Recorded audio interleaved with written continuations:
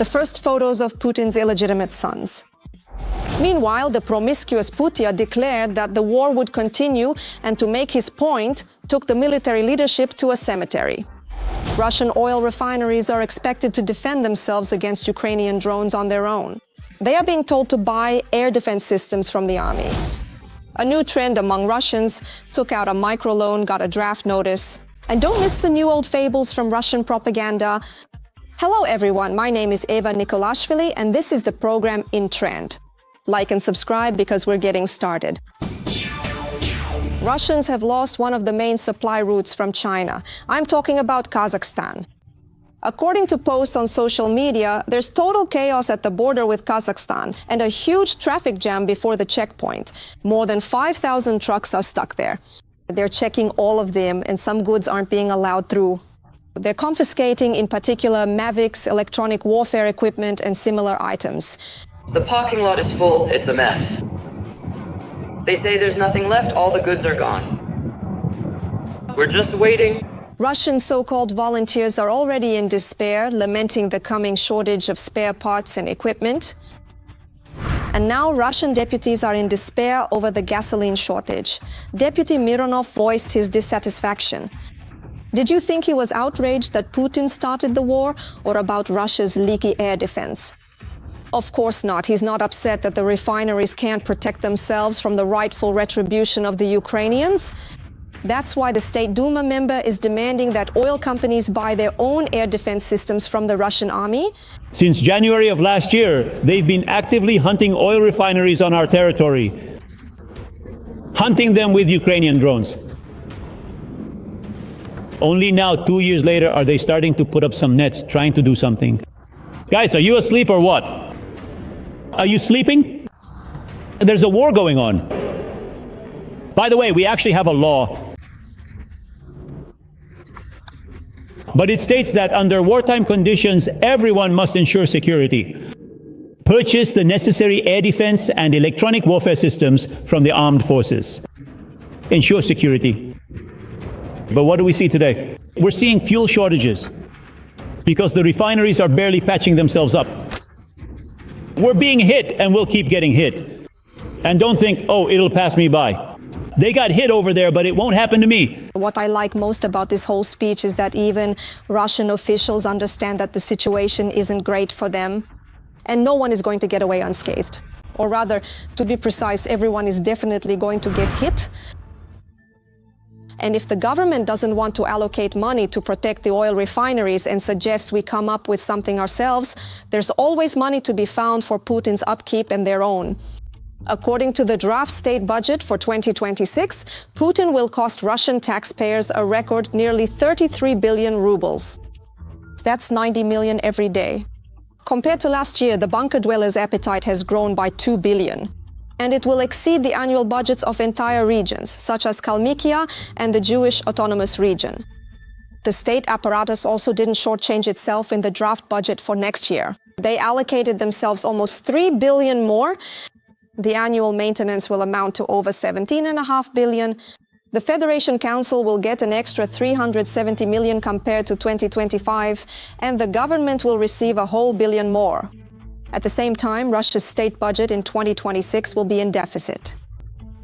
The gap between expenditures and revenues will amount to 2.7 trillion rubles. To patch up this hole, an amount exceeding the pandemic-era record, the authorities plan to raise VAT and also carry out a radical tax reform for small businesses. What do you think of Putin's budget? And do you think there will be a new residence for Putin? Or maybe this time something more interesting and on a larger scale, like a palace underground? So it won't be so scary to send others to their deaths? Share your thoughts in the comments and also support our work by liking the video and subscribing to the channel. And let us know where you're watching and supporting us from. It's very important to us. So once again, I'll announce Guzdura's budget for next year, over 17.5 billion. And what do the deputies actually do for that kind of money, besides passing laws that tighten the grip on Russians more and more? They also play chess. Continuing with questions concerning the defense capability of the Russian Federation, I ask for your support. Thank you, Anna Eugenievna. Please take a seat. Dmitry Kirkovich will now give his report. Deputies Berulava and Kamnev decided to brighten up their workdays by playing chess. Berulava stated that chess fills him with creative energy when tackling work-related issues. And Kamnev said that he passes the time on the road by playing the game. When asked why he was playing during work hours, he didn't answer for some reason. I'll answer for him. Is that even work? And despite the previous news in the State Duma, they insist that Russia is flourishing. Volodin recited an old fable. All of this was timed to coincide with Pinya's birthday. Earlier, we told you that the dictator turned 73 and spoke about his so-called achievements as the head of the aggressor country. Today, we'll tell you how he was congratulated. So as for the State Duma, they congratulated Putin with a standing ovation. Moreover, standing up, Volodin insists that under Pinya, Russia has risen from its knees. Well, what can you say to that? It really did rise, just into a different ape-like pose. We're lucky, you and I. At the head of the Russian Federation is a strong president. Today is Vladimir Vladimirovich's birthday. Let's congratulate him.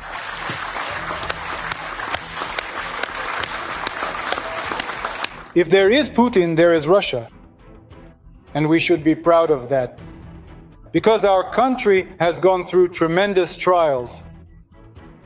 And only with the election of Vladimir Vladimirovich Putin did it find itself rise from its knees. Today, it is the largest economy in Europe and the fourth largest in the world by territory. In reality, the only one who got up from his knees was Putin himself. As for everyone else, he just put them in a certain position. And there is proof of this in the way he is congratulated on his birthday. Besides officials and sycophants, even children were made to curry favor with the Tsar. For example, in one of the kindergartens in Omsk, little kids were forced to perform a song. Daddy can do anything. The teachers, the creative types, replaced Daddy with Putin. And all of this was set against the backdrop of a portrait of pine.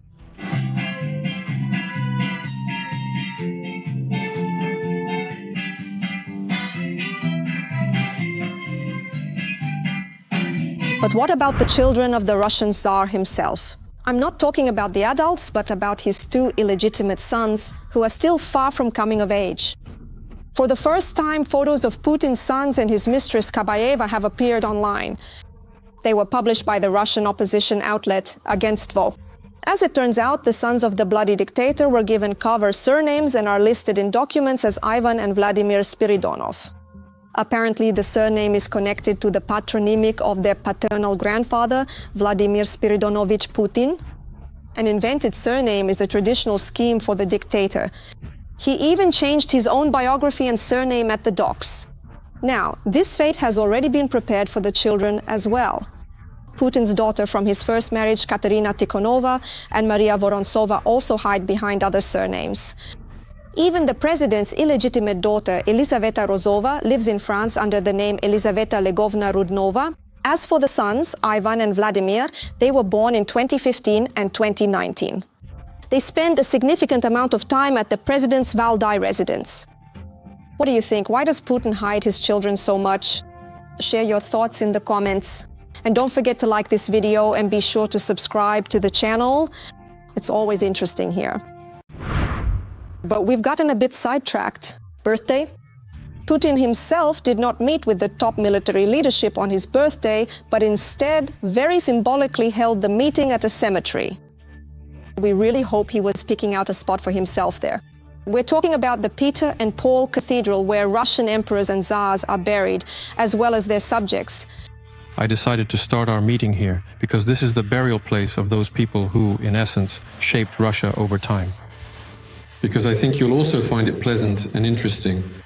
I wonder if Putin will be buried there soon, or if they'll try to hide his grave so that future generations of Russians don't relieve themselves there. After the cemetery, the meeting continued in a more familiar format, around the table. And this is very important. During the session, Putin declared his intention to continue the war. We had no doubt about that. But for Trump, it seems this will be official proof, which will undoubtedly shock him. Dear esteemed comrades, our fundamental common goals remain precisely the same. We must absolutely ensure the unconditional and complete fulfillment of all our critical objectives. the successful achievement of all the important goals that have been set before our dedicated troops during this crucial special military operation. Let's begin this work. Let's see how we are progressing toward this goal. I'll start, if I may. You were closer to the goal at the cemetery. Now you've moved further away. I suggest we go back and finish accomplishing the task set before us. Returning to the meeting, of course, it did not go without yet another dose of nonsense.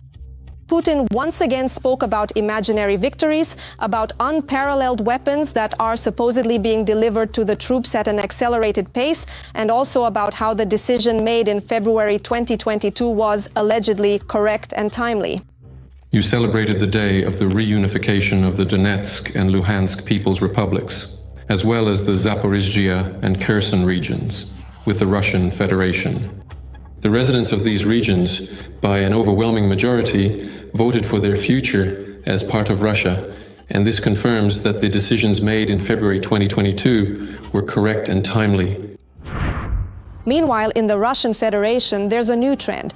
Take out a microloan, get a draft notice. According to social media groups, at least 2 such cases are already known. A guy took out a microloan because his salary was delayed and agreed to the processing of his personal data, and just 2 minutes later, he received a letter of happiness. This conscript, by the way, was hoping to get a deferment due to a medical diagnosis, but now it seems that's unlikely to work. Another man went to the credit history website through the government services portal and applied for a bank loan. A couple of minutes later, he received a draft notice notification. What saved this conscript was that he had already managed to leave the country. A new absurd ban from the Russian authorities. Now, Russians are not allowed to consume mayonnaise, and all because it's supposedly poison for the Russian nation. At least that's what the crazy deputy Milonov thinks. And on top of that, he suggested sending everyone who is overweight to see a psychiatrist. I would ban the sale of mayonnaise in stores. I would ban The sale. Mishkanov's going to get offended now. Well, it's okay. It's not a big deal. Let them be offended, because they're already offended. What do they even make it from? They don't make it from real ingredients. In the State Duma, we even created a special group on Volodin's initiative about palm oil. After all, almost all products that cause obesity usually contain either trans fats and accordingly glycidol, which is a strong deputy. No, it's just a carcinogen, one of the strongest. And the second ingredient is sugar. It's definitely a poison, indeed. For the Russian nation. And a natural product. If you don't know your limits, you'll also start to put on weight. If you don't know your limits, you should be sent to a psychologist at the state's expense, or better yet, to a psychiatrist who can help you figure out what your problem is. You also shouldn't eat chips, Milonov adds. He also gave advice on how to tell children about their hellish origin. If you tell your child that chips are the scales of Satan, they won't put them in their mouth. Yes.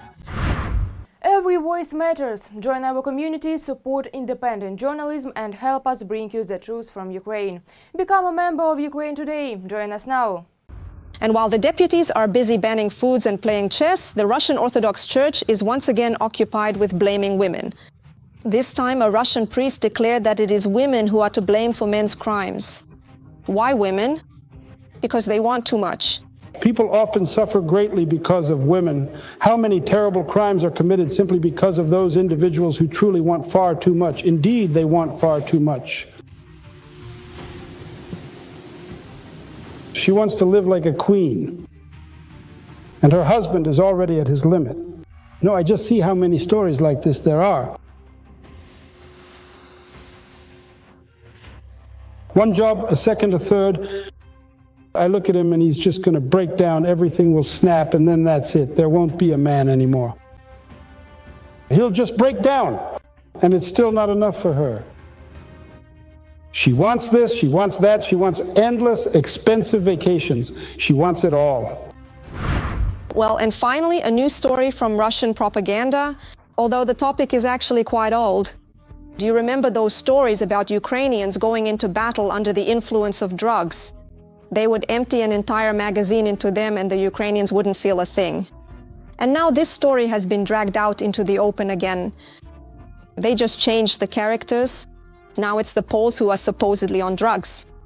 And somehow it's not even interesting anymore. Russian propaganda is clearly slacking off and has stopped trying. We just didn't understand why. You'd empty a magazine into a person and he wouldn't fall. He would just keep going. His pupils would be like this and he just keeps standing there, staring at you. We didn't understand what was going on. And then we'd open up their pupils ourselves. Apparently they had all sorts of drugs on them. They had syringes and everything lying around. So it was the Poles, they were really heavily on drugs back then. So we would capture them and find their medical kits, and we interrogated prisoners, asked them questions. They would tell us what, where, and how they did it. They would inject themselves, and that was it. And they could go without sleep for up to 2 weeks. The only thing is, when you gave yourself that shot, as one of the Poles told us, you wouldn't sleep for 2 weeks. But you wouldn't eat or drink either. You just didn't have the need.